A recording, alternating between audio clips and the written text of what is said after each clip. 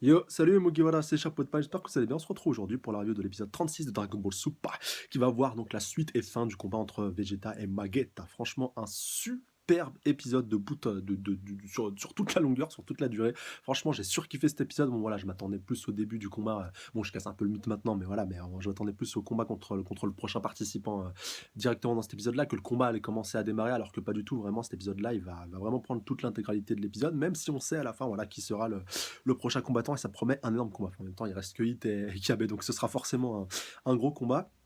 Et donc, alors franchement, ce combat-là, au niveau de la mise en scène, au niveau de l'intensité, au niveau de la tension, au niveau du stress, enfin franchement, je sais pas vous, mais moi, pour moi, c'est le meilleur combat qu'on a eu pour l'instant de tout ce Tenkaichi Budokai Intergalactique. Enfin voilà, Terre Univers. Mais franchement, il était très bien, vraiment très bien amené. Et jusqu'à la fin, tu te dis, mais punaise, mais est-ce qu'il va perdre? Est-ce qu'il va pas perdre? Est-ce qu'il va perdre? Est-ce qu'il va pas perdre? Est-ce que Magetta va réussir à le sortir route? Non, franchement, dites-moi pas que vous avez pas douté à un moment ou à un autre, surtout à un moment bien précis. Bon, là, je pense que vous devez vous douter de quel passage je parle, mais franchement, même moi jusqu'à la fin, j'étais en stress pour Vegeta. Je me suis dit, non, mais c'est pas possible, il va se prendre, il va se prendre un retournement de situation extrémiste, il va se faire sortir. Et puis finalement, c'est passé vraiment à la limite. Même si au final, on apprend vraiment à la toute fin que ça aurait pu se passer totalement autrement. Bon, ça, j'y reviendrai en fin de review, vous en doutez bien.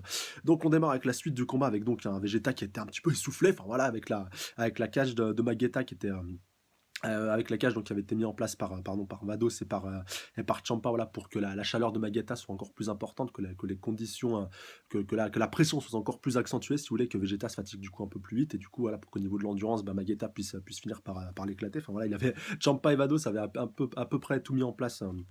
De sorte donc que Magetta puisse arriver à vaincre Vegeta, même si de base, voilà, Vegeta est beaucoup plus puissant que Magetta, même si Magetta n'est pas complètement nul. Mais là, voilà, ils ont vraiment un peu rééquilibré, si vous voulez, les forces en donnant un avantage stratégique à Magetta pour compenser la puissance de Vegeta, ce qui en soi n'est pas si mal que ça, parce qu'on n'aurait pas eu un combat aussi intense si ça n'avait pas été le cas. Voilà, j'ai quand même juste à le rappeler. Et d'ailleurs, comme le dit Goku à la fin, voilà, c'est un mini spoiler, voilà, on va dire de la fin de l'épisode, mais de toute façon j'y reviendrai après. Mais comme il le dit, si Vegeta avait mené ce combat de manière un peu différente, par exemple s'il avait fait péter la cage dès le début, ce combat ça aurait pas été, enfin la barrière, ça aurait pas été du tout le même combat, et Vegeta aurait pu gagner beaucoup plus facilement. Mais bon, au final, ça aurait donné pas un combat si beau que ça.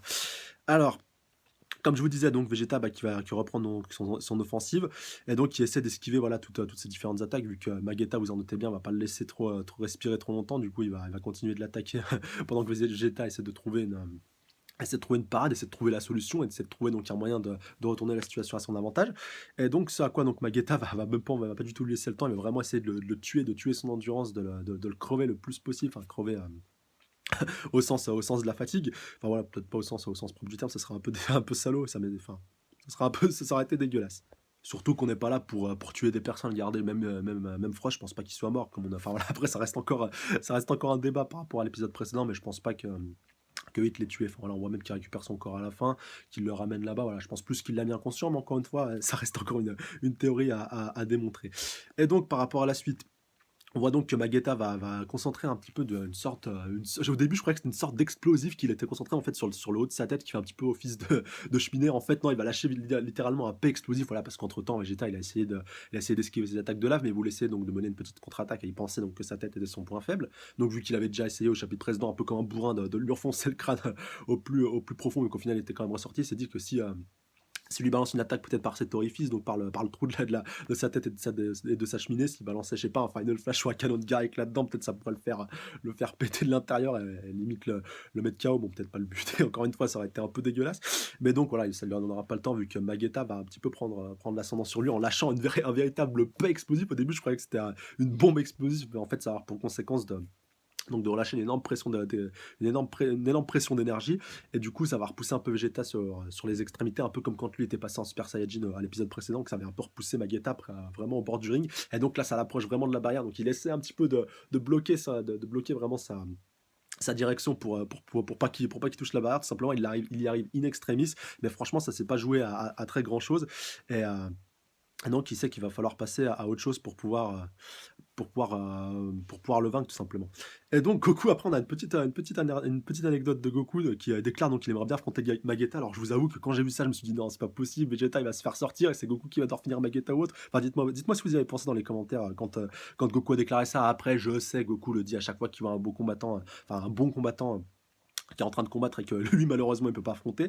Mais voilà, je vous avoue que ça m'a un petit peu foutu les jetons à ce moment-là, parce que ça aurait pas été si surprenant que ça que Vegeta, enfin surprenant, que Goku, si vous voulez, puisse affronter tous les adversaires. Enfin, si Vegeta s'était fait sortir par Magetta, Goku aurait très certainement, je pense, pu affronter tous les adversaires, sauf s'il s'était fait sortir par Kiabe ou par Hit, s'il avait s'il avait enchaîné 2 combats, parce que quand même enchaîner Magetta, voilà, qui est assez fort. Après, voilà, il aurait pas mené le combat différemment. On peut encore débattre pendant je sais pas combien de temps, mais voilà, juste pour vous dire qu'à ce moment-là, j'ai un petit peu flippé pour Vegeta. Et donc, alors par la suite, donc Piccolo qui déclare aussi, ça je l'avais relevé, c'était assez intéressant, donc que les faibles attaques au corps à corps n'ont aucun effet sur lui, donc un peu comme Botamu, en fait, ils se ressemblent pas mal, enfin ils ont déjà, ils ont tous deux un gabarit assez impressionnant, donc Botamu, le petit nounours que Goku avait affronté au premier tour, donc pareil, qui pouvait un peu, comme on l'avait un peu perçu, absorber les coups, bon, même si Goku l'avait pas affronté en Super Saiyajin, et puis au final, ils avaient plus rusé pour essayer de le sortir, c'était pas un combat de bourrin, c'était plus un combat un combat stratégique, et au final, c'est Goku qui aurait été le plus stratégique, aussi surprenant que cela puisse paraître. Mais là, donc, Piccolo qui déclare que c'est un petit peu pareil pour Magetta, et donc voilà, qui comprend aussi que Magetta, voilà, il essaie de l'avoir à l'usure, donc ça se reprend un petit peu ce que je disais tout à l'heure.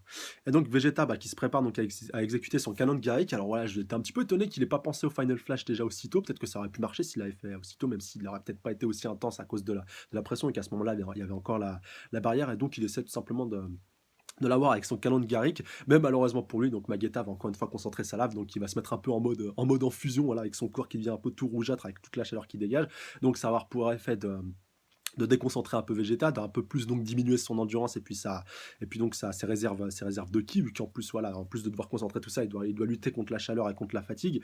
Donc au final, il va quand même balancer son canon de Garrick, mais il va avoir vraiment, il va avoir l'effet d'un pétard mouillé, vu que Magetta va répliquer directement avec un énorme tir de lave qui va en plus directement après solidifier. Alors je sais pas si c'est avec de la terre ou s'il a balancé de la flotte histoire de solidifier la lave pour après qu'elle ait une forme solide. Voilà, vous savez, quand la lave refroidit, elle devient une sorte de couche un peu rocailleuse, très solide, voilà, qui peut devenir extrêmement dure.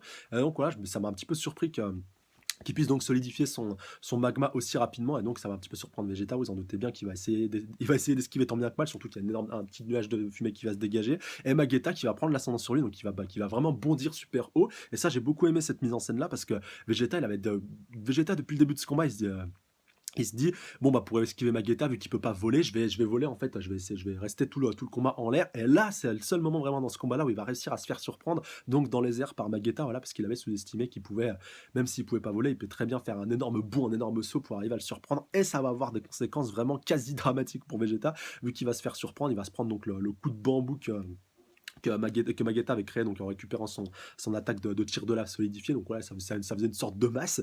Et donc voilà, Vegeta qui se fait un petit peu projeter un petit peu dans tous les sens. Il essaie d'esquiver, de se rattraper sur sa chute, et au final, il croit donc qu'il atterrit, enfin il arrive à atterrir sur le sol, donc sur un pied.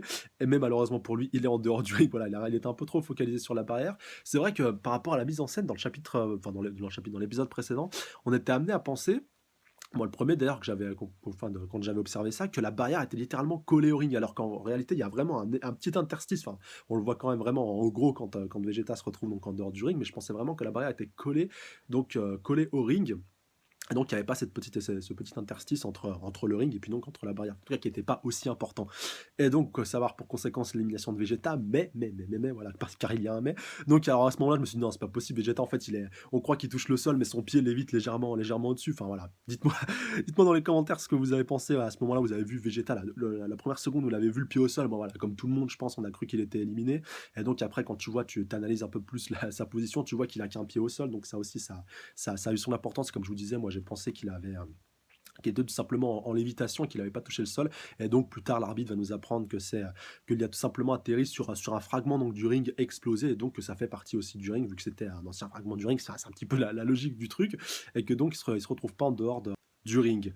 Et donc voilà, malgré avec cette circonstance un petit peu exceptionnelle, bon, vous doutez bien que tout le monde a été un petit peu surpris. Voilà, Beerus le premier qui dit punaise, comme il l'avait dit un petit peu avant aussi, ça j'étais pas revenu là-dessus parce que c'était pas si important que ça. Mais donc Beerus qui avait déclaré à Vegeta, punaise, si tu te fais sortir, si tu perds ce combat, je t'éclate, je te tue, voilà, je te bute. Donc vraiment, t'as pas le choix, t'as intérêt de gagner ce combat, voilà, histoire de nous redonner l'avantage un petit peu au score, là, avec 3 combattants contre 2 restants, vu que maintenant l'égalité est parfaite et que l'équipe qui gagnerait ce combat, voilà, prendrait un avantage un petit peu stratégique, voilà, même si Goku a combattu un petit peu avant, mais grosso modo c'est ça l'idée.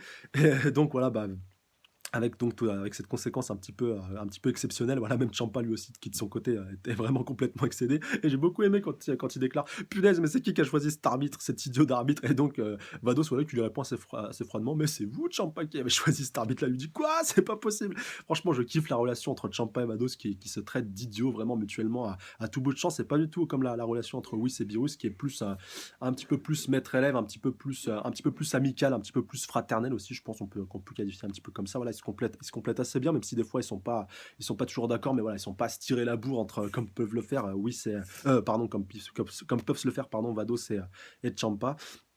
Même si Vados, voilà, prend beaucoup sur elle de par son rôle, voilà, un peu d'assistante de dieu de la destruction et qu'elle fait vraiment tout ce que Ciampa lui dit, même si des fois, comme il lui fait souvent le reproche, voilà, punaise, mais j'aurais aimé, pourquoi est-ce que t'as pas pensé à faire ça ou est-ce que t'as pas fait ça un petit peu mieux? Elle lui dit, bah, je peux pas faire ce que vous m'avez pas demandé, voilà, je peux pas faire plus que ce que vous m'avez demandé, donc grosso modo, c'est vous l'idiot, vous aviez qu'à demander ça en conséquence. Et puis on aura l'occasion de vérifier ça un petit peu après avec l'explosion de la barrière. Et donc, bah, Vegeta, voilà, qui est un petit peu surlière, qui est un petit peu, voilà, un petit peu touché dans sa fierté, touché dans son honneur, voilà, comme le souligne Whis aussi à ce moment-là, c'était assez intéressant. Donc voilà, parce que vous vous doutez bien que c'est un petit peu, c'est un petit peu débattu après avec Beerus, Goku et puis Whis par rapport à Vegeta qui est vraiment passé à ça de l'élimination. Ça s'est vraiment pas joué à beaucoup de choses. Et Goku, voilà, qui lui dit super, t'es encore en lice maintenant, maintenant combat à fond. Et puis c'est voilà, oui, ce qu'il lui dit à ce moment-là, il lui dit ouais, Vegeta n'est pas du tout dans cette optique-là. Et donc on voit un Vegeta complètement énervé qui va même jusqu'à aller insulter l'arbitre, à le traiter d'enfoiré, alors que c'est lui qui vient de le sauver. Bon, au final, c'était pour lui demander si tout simplement les limites de ça va que ça va tant qu'il touche pas la barrière. Et donc l'arbitre lui dit oui, t'inquiète pas, c'est bon. Et puis donc après tu vois le sourire de Vegeta, donc tu sais qu'à ce moment-là il va faire quelque chose contre la barrière. Et donc il lui dit moi, un tel prince Saiyan sauvé par un règlement, voilà, c'est une insulte, c'est en dessous de moi, voilà, je vaux mieux que ça, voilà, grosso modo c'est ça l'idée. C'est pour ça aussi qu'on kiffe Vegeta. J'ai surkiffé quand il a dit ça, mais franchement ça avait trop de la gueule. Et donc à partir de là, Vegeta il va littéralement exploser au sens propre et au sens figuré. Donc je crois bien qu'il est passé en Super Saiyajin 2, voilà, même si maintenant c'est un peu plus la galère à, à observer et puis à analyser, vu que voilà, les éclairs ils étaient vraiment infimes, on n'avait pas des éclairs qui volaient un petit peu dans tous les sens, c'est seulement quand il concentrait son ki pour faire exploser la barrière, là voilà, je suis pratiquement certain qu'il était en Super Saiyajin 2 ou alors en Super Saiyajin 1 en train de concentrer son ki au maximum. Mais voilà, dites-moi dans les commentaires pour vous dans quel mode de Super Saiyajin il était. Pour moi il était en Super Saiyajin 2, voilà, et puis après il a relâché donc tout son ki, toute sa pression, toute sa puissance accumulée pour faire péter la barrière. Et donc après, comme il le déclare, bah voilà, maintenant je suis libre, je peux respirer comme je veux et je vais pouvoir mener ce combat comme je l'entends. Et maintenant ça va chier et puis je vais l'éclater. Et bien entendu, les conséquences de la destruction de la barrière, bah, c'est Magetta qui est encore plus repoussé, voilà, un peu comme quand Vegeta était passé la première fois en Super Saiyajin. Donc il se retrouve pratiquement au bord du ring, voilà, il recule quand même pas mal. Et donc c'est assez marrant, on voit tous les débris de verre qui sont en train de voler, donc suite à l'explosion de la barrière ou de la cage, voilà, vous l'appelez comme vous voulez. Alors Hit qui bronche pas, il saisit donc le bout de verre ovale, voilà, sans broncher, donc Kabe, voilà, qui se met un petit peu en mode protecteur, histoire donc d'éviter qu'il y ait des dégâts collatéraux. Donc Champa, voilà, un petit peu comme une grosse merde, comme d'habitude, qui esquive un peu, voilà, punaise, voilà, au point de se péter la gueule. Et pareil, donc avec Whis qui est en train de protéger. Il protège aussi donc les habitants de la Terre qui se sont rendus donc à Stenkaichi de Kant en hiver, donc là où il y a Bulma et puis toute la clique. Et donc pareil, voilà, il bloque les débris de verre puis les annule. Et donc Monaka, alors là j'étais assez marrant, donc tu vois aussi Goku qui esquive un petit peu tant bien que mal les débris de verre qui volent, pareil pour Piccolo. Et là t'as Monaka imbronchable qui a toujours pas bougé et t'as les débris de verre qui sont passés tout simplement à côté de lui. Donc c'est peut-être dû à son ki qu'il a concentré pour voilà, peut-être certains, ça rejoint un petit peu ce que certains disaient, puisque Burus avait dit au chapitre précédent, comme quoi à l'épisode précédent, punaise, chaque fois je dis chapitre, comme quoi il serait en train donc de concentrer son ki depuis qu'il a vu donc le Kamehameha de Goku la première fois lors du combat contre Frost, ouais, contre Motamu, il s'en était pas servi. Enfin, si je dis pas de bêtises, punaise, là j'avoue que j'ai un petit peu le doute. Enfin bref, la première fois qu'il a vu le Kamehameha de Goku, et que du coup, bah voilà, il concentre son ki, et puis ça pourrait donc expliquer s'il concentre son ki, qu'il a pu créer une sorte de mini barrière qui a pu donc repousser ces fragments, ou alors c'est le hasard qui a fait, donc ils ont atterri un petit peu à côté de lui, même si je pense que le hasard, voilà, ça ferait un petit peu beaucoup.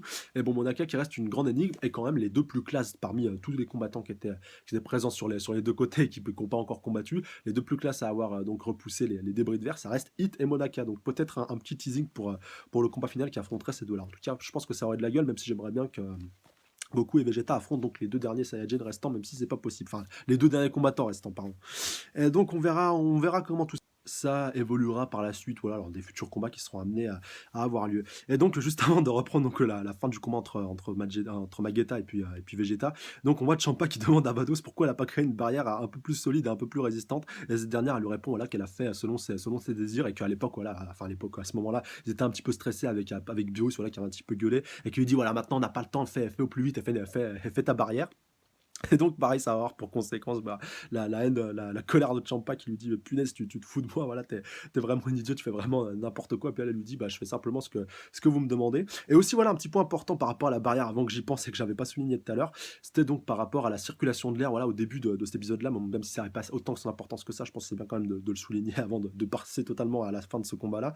Donc, Beerus qui avait commencé à pester sur Champa par rapport à Vegeta, donc qui commençait à suffoquer, qui avait du mal à respirer, qui lui dit oh, l'air il circule pas dans la barrière ou quoi? Donc il lui dit observe bien, t'inquiète pas, l'air il rentre par en dessous, même si on voit le speaker, enfin voilà, l'arbitre et speaker du combat qui s'était approché un peu donc du board junk pour arriver à respirer comme il faut, mais même si l'air circulait, avec la pression et la chaleur que dégageait donc Champa, Magetta, pardon, ça faisait un petit peu effet de serre et du coup l'air ne circulait pas comme il faut et ça avait pour effet donc que Vegeta n'arrive pas à respirer. Donc même s'il avait fait en sorte que ça puisse être à peu près équilibré, il avait par-dessus, il savait donc que la chaleur de Magetta ferait la différence et que du coup son effet serait quand même aussi présent. Mais bon, il y a quand même un peu d'air qui a pu réussir à circuler, mais ouais, au final, ouais, ça n'avait pas si d'importance que ça vu que la barrière a été pétée. Voilà, c'était pour la petite anecdote, mais fallait quand même en parler. Donc, pour la fin de ce combat-là, donc vous vous doutez bien, les deux vont utiliser leur attaque la plus puissante, enfin surtout Vegeta qui va passer aux choses sérieuses avec le Final Flash. Donc je sais plus si c'est Krillin ou c'est Goku qui lui dit oh tu vas quand même pas utiliser ça ici et ça maintenant. Et donc voilà Vegeta qui prend sa position avec ses bras écartés, il concentre donc tout son ki. Alors pareil, je sais pas s'il était en Super Saiyan 2 ou s'il est resté en Super Saiyan 1 au moment donc d'utiliser cette attaque finale. Bon, je pencherais quand même pour un Super Saiyan 2 vu quand tu vois la puissance de l'attaque. On voit même que les éclairs que dégage le Final Flash s'étendent donc au-delà au-delà de l'arène et puis au-delà même de la planète, vu qu'on le voit même, on voit même toutes les Super Dragon Ball qui lévitent autour de la planète sans nom, autour donc de la planète de Stenkashi Budokai Inter-Univers, donc on voit que les éclairs ils partent quand même assez loin dans l'univers, et pareil, donc Vegeta, voilà, qui concentre vraiment tout son Final Flash, il va mettre tout son cœur et toute sa puissance dans cette énergie, dans cette attaque, donc Magetta qui essaie donc, qui concentre quand même sa chaleur, qui essaie de le repousser avec un tir de lave, mais qui se fait quand même repousser bien comme il faut par le Final Flash, donc Magetta qui se retrouve vraiment au bord du ring, et voilà, vraiment, on voit qu'il a deux doigts de tomber, et le Final Flash se termine, et là Vegeta va devoir le terminer au corps à corps, donc ça fait un petit peu écho, j'ai directement pensé à ce que Piccolo avait dit au début de l'épisode, comme quoi là, les attaques au corps à corps n'étaient pas si efficaces que ça, donc je pense que ça fait un petit peu écho aussi de voir que ce combat-là va se terminer au corps à corps. Et donc Vegeta qui lui dit je perdrai pas face à un vieux robot en pièces, voilà, un robot métalleux, enfin voilà, face à un robot mietteux, enfin voilà, piteux, enfin un vieux robot de merde, face à un vieux robot de merde comme toi. Et donc Magetta qui change de tête vraiment à ce moment-là, qui prend un petit peu un coup sur la casquette et donc qui se fait littéralement donc sortir à ce moment-là. Et donc voilà, tu le vois chuter, tu te dis punaise, allez, il va pas nous trouver une pirouette comme quoi il a des rayons laser sous les pieds et qu'il va réussir à se remettre sur le ring ou autre. Non voilà, finalement il se fait sortir du ring. Vegeta n'est pas sorti, il est toujours présent sur le ring et Vegeta remporte ce combat d'une très belle manière, même s'il va y avoir un petit bémol par la suite et j'étais un peu dégoûté quand Twist nous a déclaré ça. Donc il nous apprend que c'est juste un petit peu après juste après en fait la défaite de Magetta où on le voit rejoindre donc le clan de Champa, donc il est il est un petit peu triste, il est un petit peu dégoûté. Donc voilà, on pouvait penser que c'était à cause de la défaite et qu'il avait pris un gros coup sur la casquette, qu'il voulait tout simplement gagner pour peut-être pour sa planète, pour la fierté de sa race. Et voilà, vu qu'on avait appris que c'était un Metalman, voilà, que c'était pas un robot comme nous les avaient appris les Kaioshin de l'univers 6 dans l'épisode précédent. Voilà, on n'avait pas plus tilté que ça. Moi, je me suis dit, ouais, ok, c'est une information qui est cool, qui est sympa, alors qu'en fait, c'est une révélation d'information capitale et que les trois quarts d'entre nous, je pense, sont passés à côté de l'info. Et donc, on apprend qu'ils ont une certaine fierté, qu'ils détestent en fait qu'on les traite de robots, qu'on les compare à des robots, alors que ce sont des créatures bien vivantes. Et donc, comme nous l'apprend Whis, que dès qu'en gros tu les insultes de robots miteux ou de robots tout simplement que tu dénigres leur race, et bah tout simplement ça a pour effet qu'ils perdent un petit peu tout leur entrain à combattre et qu'ils ont plus du tout aucune motivation pour combattre, et donc ça peut un peu diminuer si vous voulez l'impact de la victoire de Vegeta, même si je pense que si Magetta s'était concentré au maximum, Vegeta aurait pu trouver donc une parade ou une pirouette pour arriver à le sortir définitivement. Enfin, laissez-moi dans les commentaires par rapport à ça. Dites-moi ce que vous pensez que Vegeta aurait gagné si il n'avait pas traité donc Magetta à ce moment-là précis, voilà, parce qu'il l'a traité un peu au pire moment possible de robot miteux, voilà, de sale robot, de sale race de robot. Enfin voilà, je crois qu'il le traite un petit peu comme ça, de robot miteux. Enfin, voilà, dites-moi dans les commentaires par rapport à tout ça. Et aussi, j'ai beaucoup aimé la réaction de Beerus qui lui dit: «Quoi? Tu savais tout ça depuis le début? Oui, cette espèce d'enfoiré, pourquoi tu ne l'as pas dit directement?» Enfin voilà, on aurait pu torcher ce combat rapidement. Enfin, ça se trouve, ça aura peut-être son importance par la suite, pourquoi pas, qui sait?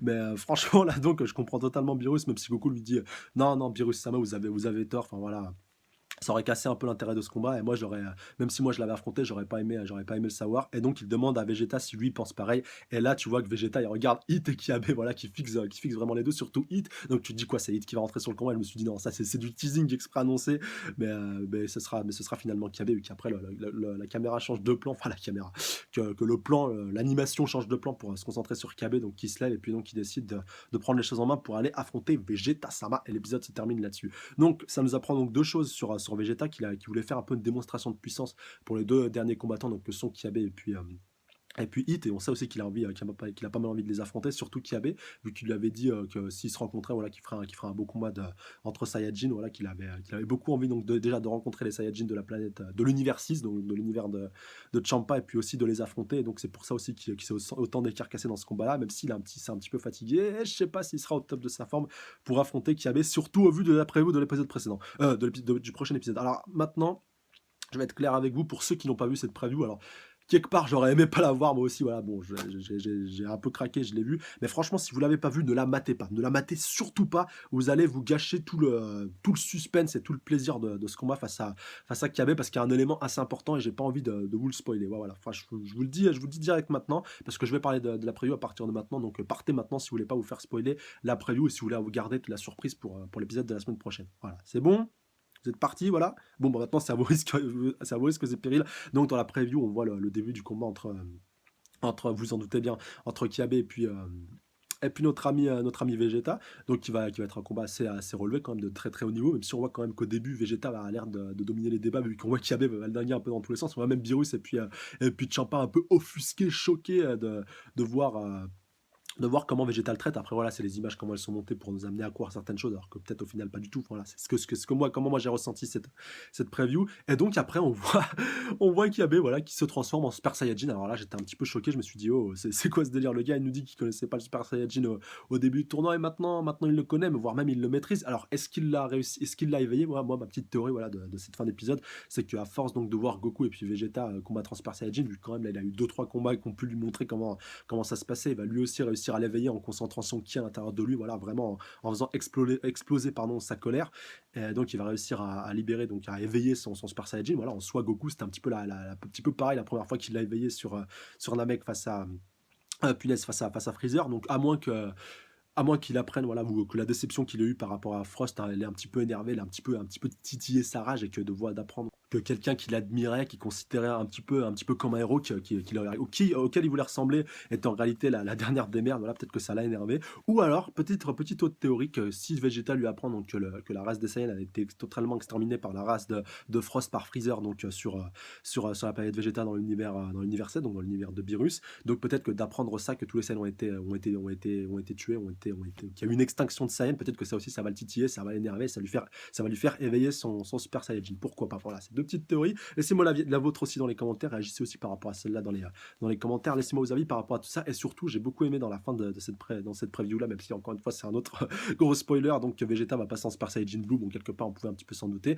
et la question reste de savoir, est-ce que Kiabe va pouvoir lui aussi passer en Super Saiyajin Blue. Bon, j'avoue que ce serait quand même un peu trop cheaté et que ça sera un peu, voilà, ce sera un peu ouf, ce sera un peu énorme quand même de voir Kiabe passer aussi vite en Super Saiyajin Blue, surtout si d'après, voilà, si on suit mon idée, il vient d'éveiller à peine le Super Saiyajin 1, voilà, ça serait déjà complètement ouf, complètement énorme. Et puis surtout de voir si Vegeta va pouvoir rester en Super Saiyajin Blue suffisamment longtemps pour arriver à sortir Kiabe, et puis donc pour pouvoir donc gagner ce combat. Enfin, voilà, laissez-moi des commentaires par rapport à tout ça. Comme d'habitude, n'hésitez pas à mettre un petit pouce bleu, commenter, partager, surtout à vous abonner à la chaîne si ce n'est pas déjà fait pour plus de reviews. N'hésitez pas aussi à aller checker la page Facebook, le lien est dans la description. Sur ce, je vous laisse, à la semaine prochaine, prenez soin de vous, salut à tous. Sayonara.